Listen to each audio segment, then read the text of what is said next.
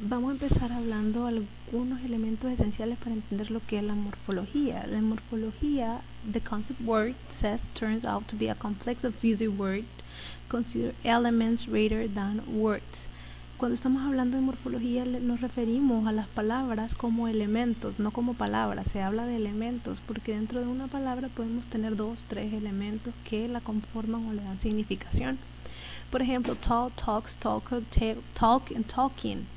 Tenemos, mire, como podemos observar, terminaciones que me cambian o me dicen algo de la palabra. La forma base, la tercera persona, un nombre o un pasado o un ing. Todos estos elementos que se le agregan al final de la palabra son eso, elementos, y me dan significación. Todo eso se le llama morphemes. ¿Qué es un morpheme? Es una unidad mínima que acarrea significación. Dentro de una palabra podemos tener 2, 3 morfemas, porque, ponga atención, es una unidad mínima. Si yo miro la palabra talk, ella me da una significación, ¿verdad? Es un verbo que me habla de una acción que es hablar.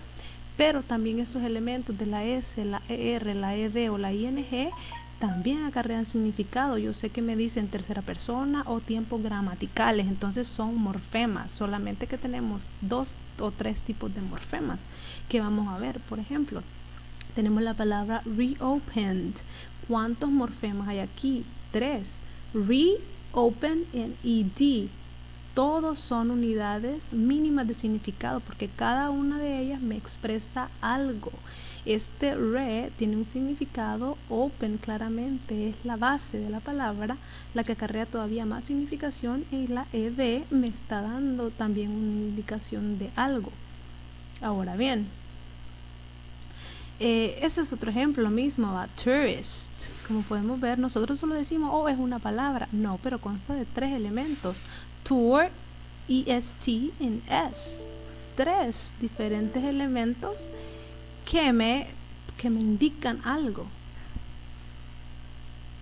Ahora, los morfemas se dividen en bound morphemes, en free morphemes. Si yo digo que algo es bound, significa que se adhiere a algo, que tiene que estar unido a algo, ¿verdad? Y free, pues, no necesita estar atado a nada. Ya tiene significado por el solo. Entonces, vamos a ver la diferencia entre eso, entre los morfemas bound y los free. Los bound pueden ser afijos, y no nos confundamos aquí. Los afijos son prefijos y sufijos, ¿ok? Prefijos y sufijos. Y dentro de estos afijos tenemos derivational y tenemos inflectional, ¿sí? Ahora, para entender esto, y esta es la base de cómo tratar las palabras, los afijos derivacionales son aquellos que me derivan, me cambian la palabra. Eso es derivar, cambiar, pasar de una etapa a otra o de una categoría a otra. Eso es derivacional o derivar. Y dentro de los derivacionales tenemos prefijos y tenemos sufijos. Prefijos son aquellos que van antes de la palabra raíz. O sea, antes, y sufijos va después de la palabra raíz. Ahora bien, para darles un ejemplo, por ejemplo, vamos a utilizar el sufijo nes para entender por qué son derivacionales. Digamos que yo tengo el morfema happy.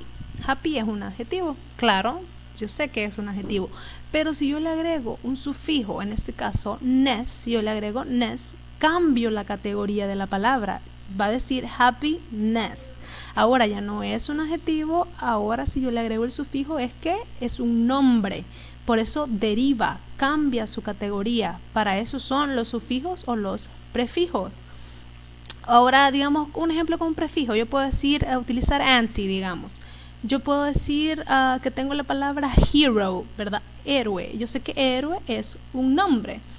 Pero si yo le coloco anti-hero, es un anti-héroe, me da una connotación negativa. Cambio la palabra de positivo, que es hero, a anti-hero, que es una connotación negativa. Ahora bien, los afijos inflexionales, las inflexiones son cambios nada más. Cambios en la palabra. ¿Cuáles tipos de cambios? Las palabras tienen cambios de verbos, por ejemplo, cambios de tiempo. presente, pasado, futuro, cambios de tercera persona y cambios de comparativos y superlativos. Solo esos son inflexionales y memoricen esto bien. Los inflexionales solamente me dan cambios de tiempo, cambios de comparativos y superlativos o cambios de terceras personas. Por ejemplo, una inflexión con ed, todos los verbos regulares. Si usted le agrega la ed a una palabra X, por ejemplo, play, played, le agrega la ed, solamente lo que hice es una inflexión, solamente indico el cambio de tiempo, pero la palabra no cambia, sigue siendo un verbo, solamente que es pasado, esa es la inflexión.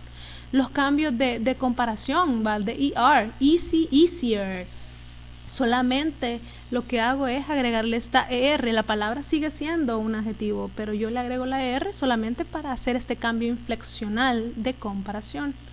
Ahora son bound también los que son contractible, o sea, los que se pueden contraer, que pueden ser cualquier forma de los verbos auxiliares, ¿verdad?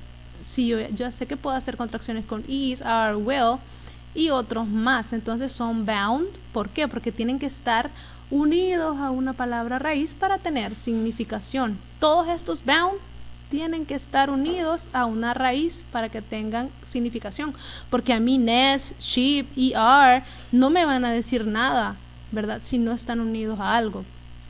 Ahora los free morphemes, free significa que son libres, que tienen significado por ellos mismos, que no necesitan prácticamente nada para tener significación. Y tenemos dos tipos dentro de estos, que son open class, clase abierta, y closed class, que es clase cerrada. La clase abierta son todos los nombres, verbos y adverbios. ¿Por qué? Porque eso se llaman open class, porque hay número ilimitado de elementos. Es una clase abierta que podemos crear nosotros. Podemos crear nombres nuevos, podemos crear verbos nuevos, podemos crear adverbios nuevos.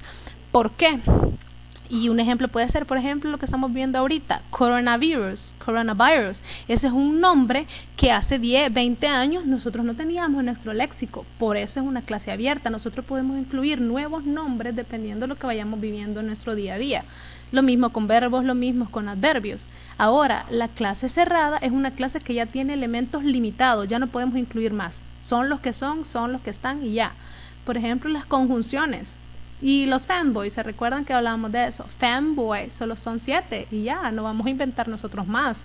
Son esos y punto. Las preposiciones sí son varias, pero son un número limitado.